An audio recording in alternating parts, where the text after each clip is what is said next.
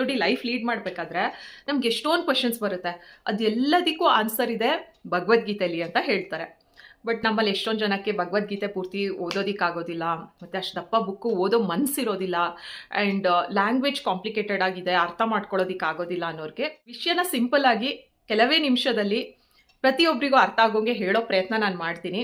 So chapter 1 ಇವತ್ತು ತಿಳ್ಕೊಳ್ಳೋಣ. Simple day to day ಉದಾಹರಣೆ ಕೊಡ್ತೀನಿ. ನಾನು ಮಾತಾಡ್ತಾ ಇದ್ದಂಗೆ ನೀವು ಇಮ್ಯಾಜಿನ್ ಮಾಡಿ ನಿಮ್ಗೆ ಏನು ಆನ್ಸರ್ ಬರುತ್ತೆ ಅಂತ ಯೋಚನೆ ಮಾಡ್ತಾ ಹೋಗಿ. ಈಗ ಒಂದು ಕಡೆ ನಿಮ್ಮ ಡ್ರೀಮ್ ಜಾಬ್ ಇದೆ, ನೀವು ಭಾಳ ದಿವಸ ಕನ್ಸ್ಕೊಂಡಿರ್ತೀರ ಈ ಜಾಬ್ ನಾನು ಮಾಡಬೇಕು ಅಂತ. ಇನ್ನೊಂದು ಕಡೆ ನಿಮಗೆ ಒಂದು ಒಳ್ಳೆ job opportunity with good salary ಇದೆ. ಅಂದರೆ ನಿಮ್ಮ ಡ್ರೀಮ್ ಜಾಬ್ಗಿಂತ ಈ ಕಡೆ ನಿಮಗೆ ಸ್ಯಾಲ್ರಿ ಜಾಸ್ತಿ ಸಿಗುತ್ತೆ. ಆವಾಗ ಪ್ರತಿಯೊಬ್ಬರಿಗೂ ಒಂದು ಕನ್ಫ್ಯೂಷನ್ ಆಗುತ್ತಲ್ವಾ, ಡ್ರೀಮ್ ಜಾಬ್ ತೊಗೊಂಡ್ಲಾ ಅಥವಾ ಒಳ್ಳೆ ಹಣ ತೊಗೊಂಡ್ಲಾ, ನನ್ನ ಫ್ಯೂಚರ್ ಯಾವ್ದು ಒಳ್ಳೆಯದು, ಈ ಒಂದು ವರಿ ನಿಮಗೆ ಕಾಡುತ್ತೆ. ಇನ್ನು ಒಂದು ವರ್ಕಿಂಗ್ ವುಮನ್ ಯಾರಾದರೂ ಇದ್ದರೆ ನಿಮಗೆ ಸಹಜವಾಗಿ ಇದು ಫೀಲ್ ಆಗೇ ಆಗಿರುತ್ತೆ.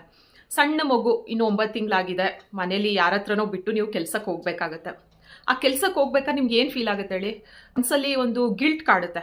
ಅಯ್ಯೋ, ನಾನು ನನ್ನ ಮಗುನ ಬಿಟ್ಟು ಕೆಲಸ ಮಾಡೋದಕ್ಕೆ ಹೋಗ್ತಾ ಇದ್ದೀನಿ, ನನ್ನ ಮಗುನ ನಾನು ಚೆನ್ನಾಗಿ ನೋಡ್ಕೊಳ್ತಾ ಇಲ್ಲ, ನಾನು ಒಳ್ಳೆ ತಾಯಿ ಅಲ್ವೋ, ಆ ಥರ ಎಲ್ಲ ನಾವು ಯೋಚನೆ ಮಾಡ್ತೀವಿ. ಇನ್ನೊಂದು ಸಿನಾರಿಯೋ, ನಿಮಗೆ ಹಣಕಾಸಿಗೆ ಏನೂ ತೊಂದರೆ ಇಲ್ಲ, ನಿಮ್ಮ ಜೀವನದಲ್ಲಿ ನಿಮ್ಮ ಆಸೆನೇ ಬೇರೆ, ನೀವೇನೋ ಒಂದು ಆರ್ಟಿಸ್ಟ್ ಆಗಬೇಕು, ಇಲ್ಲ ಬೈಕ್ ರೈಡರ್ ಆಗಬೇಕು, ಈ ಥರ ಒಂದು ಆಸೆ ಇರುತ್ತೆ.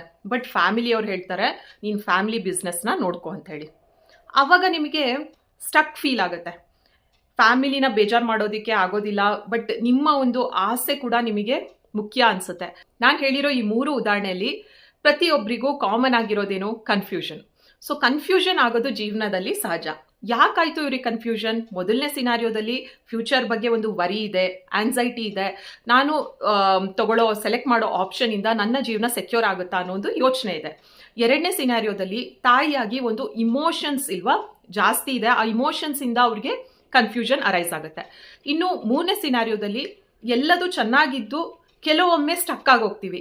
ಈ ಕಡೆ ಫ್ಯಾಮಿಲಿನ ಖುಷಿ ಪಡಿಸೋದಾ, ಇಲ್ಲ ನನ್ನ ಮನಸ್ಸಿನ ಆಸೆನೇ ಮುಖ್ಯ ಅಂತ ಅನ್ಕೊಳ್ಳೋದಾ, ಈ ಒಂದು ಸ್ಟಕ್ ಫೀಲಿಂಗ್ನ ಇಂದ ಕನ್ಫ್ಯೂಷನ್ ಆಗುತ್ತೆ. ಈ ಥರ ಕನ್ಫ್ಯೂಷನ್ ಬರೋದೇನೋ ಸಹಜ, ಬಟ್ ಬಂದಾಗ ನಾವೆಲ್ಲ ಏನು ಮಾಡ್ತೀವಿ ಹೇಳಿ?